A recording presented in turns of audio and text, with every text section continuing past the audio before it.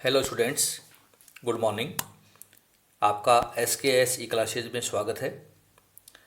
हमारा टॉपिक चल रहा है डिसीजन थ्योरी, निर्णय सिद्धांत, operation research and quantitative techniques का जो हमारा ऑप्शनल पेपर है उससे संबंधित एक महत्वपूर्ण टॉपिक है निर्णय सिद्धांत।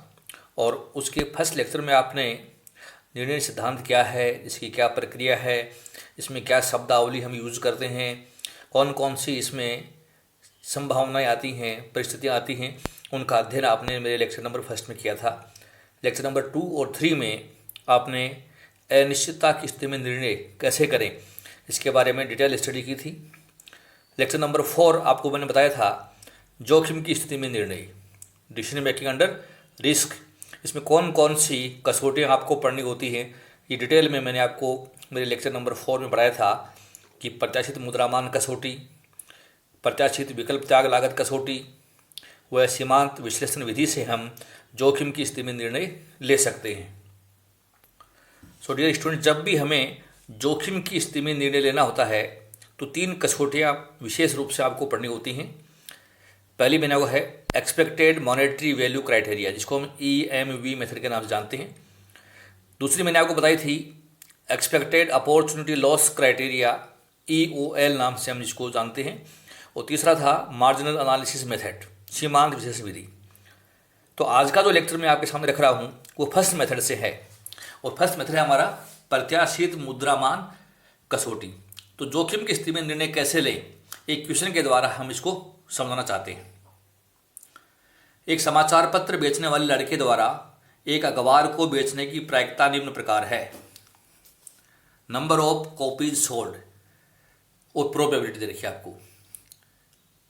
नंबर ऑफ कॉपीज में है 10, 11, 12, 13 और 14, और प्रोबेबिलिटी है 0.10, 0.15, 0.20, 0.25 एंड 0.30।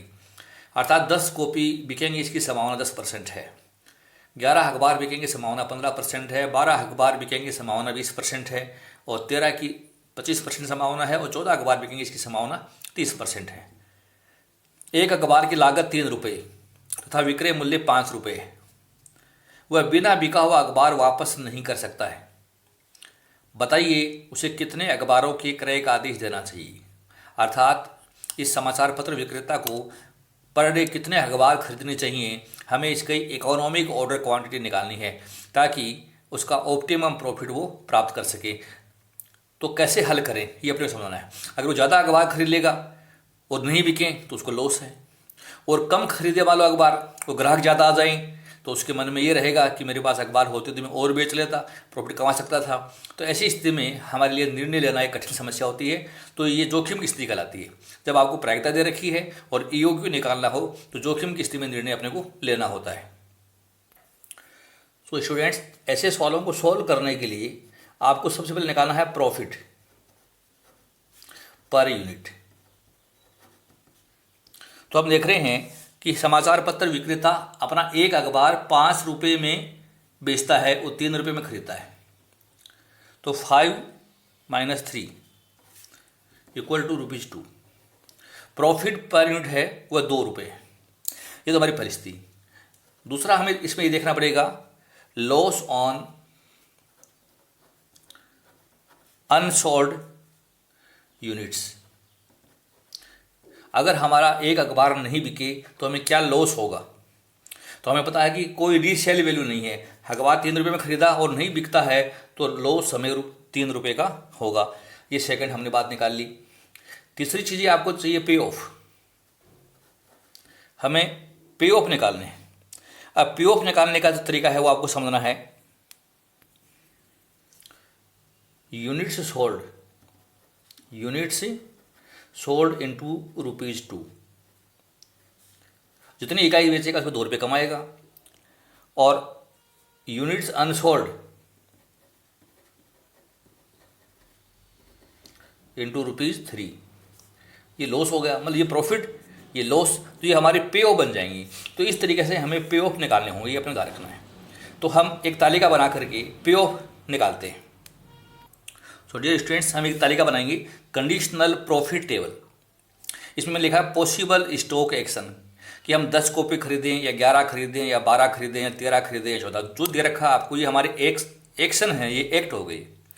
और पॉसिबल जो डिमांड यूनिट्स है ये हमारी जो है स्टेट ऑफ नेचर बन जाएगी। 10 इकाई खरीदें या 11 खरीदें या 12 खरीदें या 13 खरीदें या 14 खरीदें, ये हमारी कंडीशंस बन गई पॉसिबल डिमांड यूनिट्स। प्रोबेबिलिटी हमें किसमें दे रखी है वो मैंने आपके सामने उतार दी है। तो ये तो हमारी E1, E2, E3, E4, E5 हो गई। ये A1, A2, A3, A4 और A5, ये हमारे पास 5 एक्ट हो गई। ठीक है, ये हमारे स्टॉक यूनिट्स भी करा सकते हैं, ये हमारे ये अल्टरनेटिव हो गई, ये हमारी डिमांड हो गई। तो हमें पी ऑफ निकालना है ये, और पी ऑफ निकालने का तरीका बताया, unit sold into 2 minus unsold units into 3, इससे हमें निकालेंगे। जैसे पहले आपको बता रहा हूँ कि हम 10 इकाई खरीदें और 10 ही बिक जाएं, 10 ही ग्राहक हमारे पास आए, तो हमने प्रॉफिट कितना हुआ, 20 रुपये का हो गया, तो अनसोल्ड कुछ भी नहीं है। अब आप बताइए कि हमने इकाई हमने खरीदी 10 और ग्राहक आपके पास 11 की डिमांड आ जाए, तो 10 ही बेच सकते हैं हम, तो प्रॉफिट क्या होगा हमारा 20। हमने जो इकाई 10 ही खरीदी हैं तो 10 ही बेच सकते हैं, प्रति इकाई हम 2 रुपये के हिसाब से प्रॉफिट कमा सकते हैं। अनसोल्ड हमारे पास है ही नहीं कोई। सेकंड पॉइंट में आ जाइए, अगर हम 11 इकाई खरीदें और 10 ही बिके, तो जो 11 इकाई खरीद 10 बिके तो 10 इकाइयों पर हमने प्रॉफिट कमाया 20 रुपया, और एक बच गई तो लॉस हो गया 3 रुपये का, तो प्रॉफिट आया हमारा 17 रुपये का। अब यहाँ आ जाइए, 11 इकाई खरीदे 11 ही बिक जाएं तो प्रॉफिट हो गया 22 रुपये का। 11 इकाई खरीदे तो 12 बिक नहीं सकती, तो प्रॉफिट हमारा 22 रुपये का ही रहेगा, क्योंकि हमने 11 इकाई खरीदी है, अनसोल्ड हमारा 0 है। 12 इकाई खरीदे और 10 ही बिके, तो 10 बिकेंगे तो 20 रुपये कमाया हमने, और 2 इकाई अनसोल्ड तो 6 रुपये का लॉस हो गया, तो हमारा यहाँ प्रॉफिट आ जाएगा 14 रुपये। 12 इकाई खरीदें और 11 बिकें, तो 11 गुना 2 22 रुपये तो कमाया, और एक इकाई बच गई, 3 रुपये का लॉस हो गया, तो ये 19 रुपये हो गया, ये 19। 12 खरीदी 12 ही बेची हमने, तो 24 रुपये का प्रॉफिट। अब यहाँ भी 24 ही रहेगा, यहाँ भी चूक, क्योंकि हमारे पास इकाइयाँ ही 12 थी, हमने सारी बेच दी। 13 इकाई खरीदे और 10 बिके, तो 10 इकाइयों पर 2 रुपये के साथ 20 रुपये तो हमने कमाए, और 9 रुपये का लॉस हो गया, तो 11 रुपये नेट प्रॉफिट हुआ। 13 इकाई खरीदे 11 बिक जाए, तो 11 गुना 2 22, 22 और 2 बच गई, तो 6 घटा दो 22 में से, तो 16। 13 में से 12 बिक गई, तो 12 गुना 2 24, 3 का लॉस हो गया 3 रुपये का, तो ये 21। और ठीक इसी प्रकार से ये 13 इकाई खरीद 13 ही बिक गई, 26 और 26। इसी प्रकार से हम ये कॉलम पूरा कर लेते हैं। तो यहाँ ये कॉलम 8 इकाई बेची हमने, तो 8 गुना 10 इकाई बेची, 10 गुना 2 20 और 6 बच गई, 10 गुना 2 20 रुपये कमाई हमने, और 4 बच गई, तो 12 का लॉस, तो 8 रुपये प्रॉफिट आया। तो ये 8 प्रॉफिट हो गया, ये 13 प्रॉफिट हो गया, ये 18 हो गया, ये 23 हो गया, और ये 28। तो इस तरीके से हम पे ऑफ निकाल लेंगे। तो ये यहाँ से यहाँ तक ये हमारी पे ऑफ टेबल कहलाती है। अब अगला काम हमें क्या करना है वो समझिए। जो अपने पे ऑफ निकाले हैं इनको संबंधित प्रकार से गुना करिए। 20 को 0.10 से आप गुना कर दीजिए, तो हमारा प्रॉफिट आया यहाँ पर 2 रुपया। 20 को 0.15 से गुना कर दीजिए, तो ये 3 रुपया। 20 को 0.20 से गुना कर दीजिए, 4 रुपया। 20 को 0.20 से गुना कर दीजिए, 5 रुपया। और 20 को 0.30 से गुना कर दीजिए, 6 रुपया। और इन सब का आप योग कर दीजिए, 5 या 9 और 20, ये योग आया 20। इसको हम कहेंगे EMV, expected monetary value rupees. ये हमारी EMV आएंगी।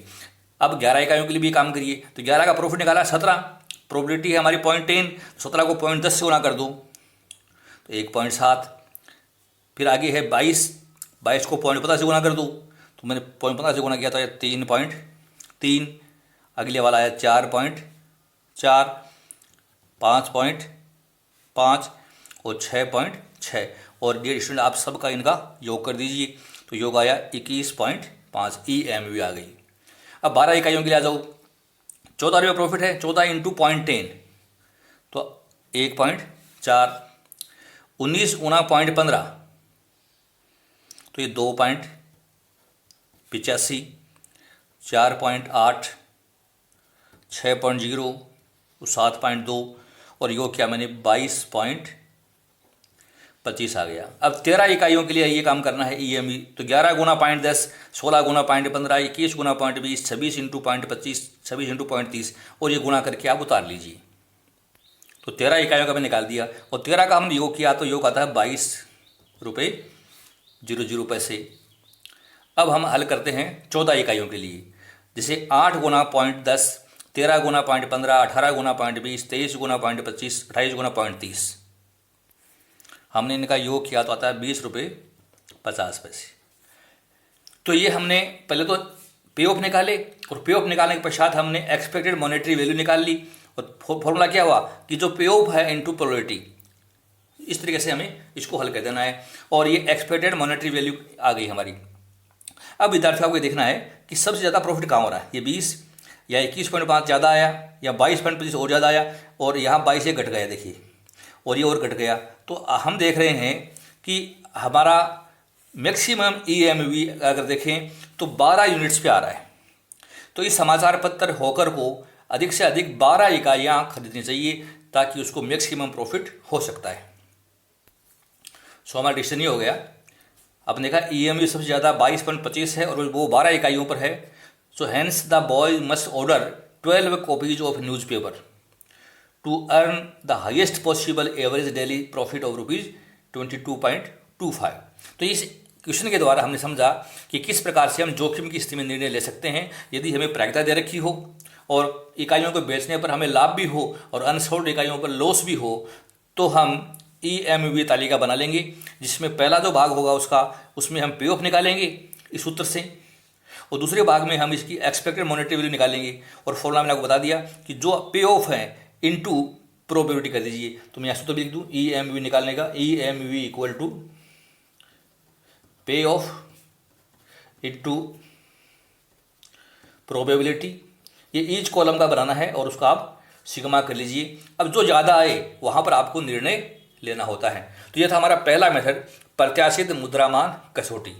अगले लेक्चर में मैं लेक्चर नंबर 6 में आपको opportunity loss criteria, expected opportunity loss criteria से जोखिम की स्थिति में निर्णय कैसे लेंगे ये आपको पढ़ाऊंगा। तो मैं लेक्चर आप कंटिन्यू वॉच करते रहिए। आज का लेक्चर आपने ध्यान से सुना, उसके लिए बहुत बहुत धन्यवाद। Thank you so much.